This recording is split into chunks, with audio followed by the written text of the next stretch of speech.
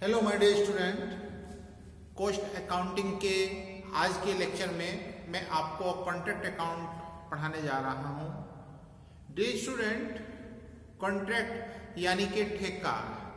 ठेका एक ऐसे कार्य से संबंधित है जिसको एक पार्टी द्वारा एक निश्चित मूल्य पर एक निश्चित समय में करने का समझौता एग्रीमेंट किया जाता है।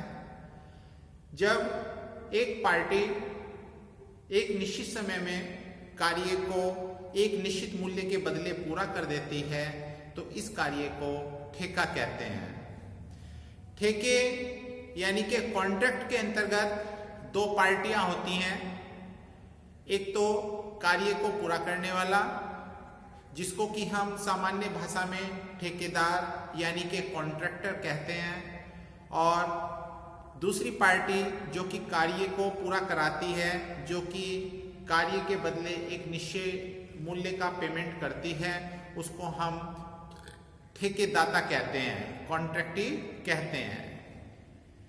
जिस समय ये प्रक्रिया चलती है, कार्य होता है, तो उस समय ठेकेदार के द्वारा, कॉन्ट्रैक्टर के द्वारा इस बात की जानकारी प्राप्त की जाती है कि जो ठेकेदार द्वारा कार्य किया गया है उस पर लाभ की अथवा हानि की क्या स्थिति है।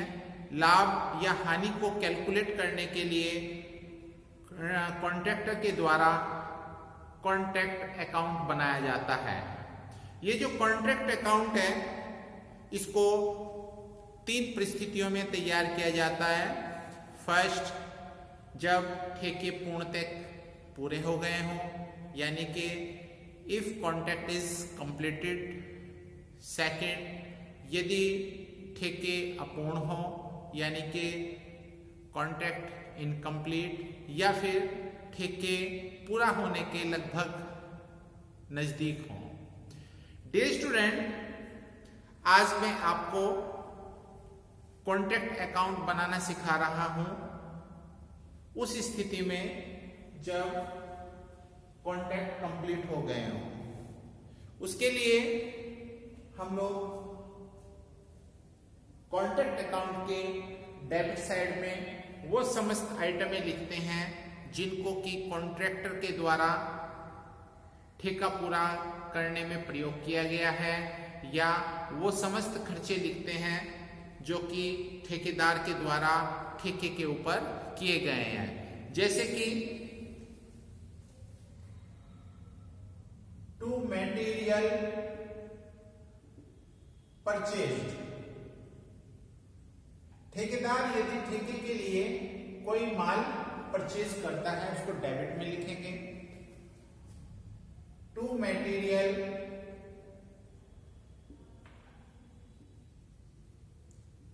Issued from store. ठेकेदार ने अपने स्टोर से कुछ मटेरियल ठेके के लिए निर्गमित कर दिया है। To material transfer from other contract. ठेकेदार ने जो उसके दूसरे कॉन्ट्रैक्ट चल रहे हैं वहां से कुछ मटेरियल मंगा करके इस ठेके पर ट्रांसफर कर दिया है। टू वेजेस, जितनी भी वेजेस पेड की गई है वो प्लस ऐड करेंगे इसमें एक्रूड वेजेस, यानी कि वो वेजेस जो कि बकाया है, जो कि आउटस्टैंडिंग है, जिसका भुगतान करना बाकी है।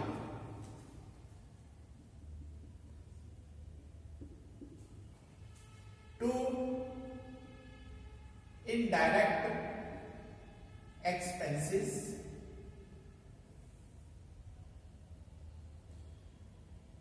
जितने भी अप्रत्यक्ष व्यय हैं जो कि जिनका संबंध कॉन्ट्रैक्ट से है, उन सभी इनडायरेक्ट एक्सपेंसेस को आप कॉन्ट्रैक्ट अकाउंट के डेबिट साइड में शो करेंगे।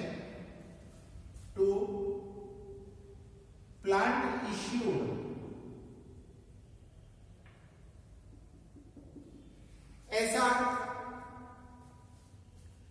प्लांट ठेके के लिए इशू किया गया है, कार्य करने के लिए इशू किया है, उसको उसकी फुल जो वैल्यू है उसको डेबिट साइड में शो करेंगे। टू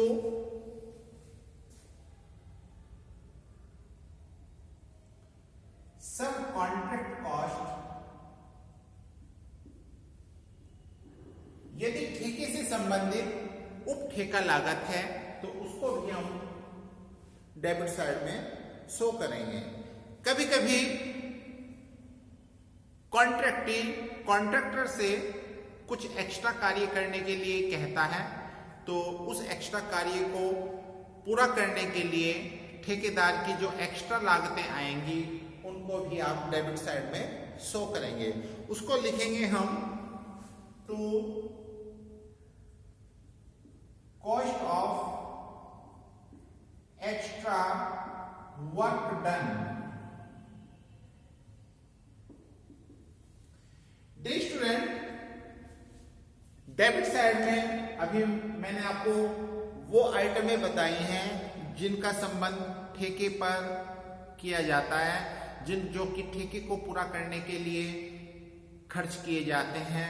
उन समस्त आइटम को आप डेबिट साइड में शो करेंगे। अब हम बात करते हैं क्रेडिट साइड की। सबसे पहले क्रेडिट साइड में हम उन आइटम को लिखेंगे जो कि ठेके के दौरान वापस की गई, जैसे by material return to store. ऐसा माल, ऐसी सामग्री जो कि स्टोर्स को रिटर्न कर दी गई है। इसके बाद by material transfer to other contract. कभी कभी ऐसा भी हो सकता है कि जिस ठेके का खाता हम बना रहे हैं, इस ठेके से कुछ सामग्री दूसरे ठेकों पर ट्रांसफर कर दी गई हो, उसको आप यहां पर क्रेडिट साइड में शो करेंगे। इसके बाद कभी कभी कॉन्ट्रैक्टी ठेके पर कार्य करने के दौरान कुछ माल या प्लांट ऐसा होता है जो कि ठेके को पे कार्य के दौरान नष्ट हो जाता है या जिसको चोरी कर लिया जाता है, तो वो हानि होती है। ऐसी हानि को क्रेडिट साइड में प्रदर्शित करेंगे और इसको लिखेंगे हम by profit and loss account, जैसे लॉस ऑफ मटेरियल,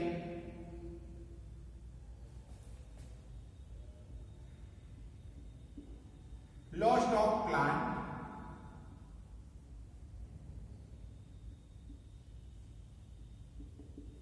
ऐसा सामग्री या ऐसा प्लांट जो कि ठेके के दौरान किसी कारण से नष्ट हो जाता है, उसको आप यहां पर क्रेडिट साइड में शो करेंगे। इसके बाद जैसे ही ठेका पूरा हो जाता है तो अंत में जो माल बचता है ठेके पर उसको शो करते हैं। उसको लिखेंगे हम by material at site, by plant at site. ये जो प्लांट होता है, ये वो प्लांट है जो इशू किया गया था और उसमें से प्लांट जिस समय ठेका, जितनी अवधि में, जितने टाइम में ठेका पूरा हुआ है, उसमें से उसका डेप्रिसिएशन लेस करने के बाद जो प्लांट हमारे पास बचा है उसको क्रेडिट साइड में शो करेंगे। इसके बाद क्वेश्चन में आपको दिया होगा कि जैसे कि मैंने अभी बताया है कि ठेका वो कार्य है जो कि एक निश्चित मूल्य के बदले किया जाता है। तो जैसे ही ठेका पूरा हो जाता है, कॉन्ट्रैक्टर को वो मूल्य प्राप्त हो जाएगा जिस मूल्य के लिए उसने ठेका लिया है उसको आप क्रेडिट साइड में शो करेंगे by contractors personal account. Student यहां पर ये जो कॉन्ट्रैक्टी है, मैंने जैसे आपको भी बताया है, ठेके में दो पार्टी होती है, ठेका देने वाला और ठेका लेने वाला। ठीक है, जो ठेका देने वाला होता है उसको कॉन्ट्रैक्टी बोलते हैं। तो यहाँ पर ठेका देने वाले के नाम से ये अमाउंट शो की जाएगी जो कि ठेके की अमाउंट है। इसके बाद चूंकि यहाँ पर मैं वो कंडीशन ले रहा हूं जो कि आपको बताया, जैसे कॉन्ट्रैक्ट कंप्लीट, यदि कॉन्ट्रैक्ट कंप्लीट हो जाते हैं उसके बाद आप यहां पर टोटल करेंगे क्रेडिट साइड का। क्रेडिट साइड की जितनी भी आइटम हैं उनके टोटल करके डेबिट साइड की जितनी भी आइटम्स हैं उनको माइनस कर देना। तो डियर स्टूडेंट यहां पर जो बैलेंस बचता है ये उसको लिखते हैं to profit and loss account. जो भी ठेके पर प्रॉफिट होगा उसको हम यहां पर शो कर देंगे।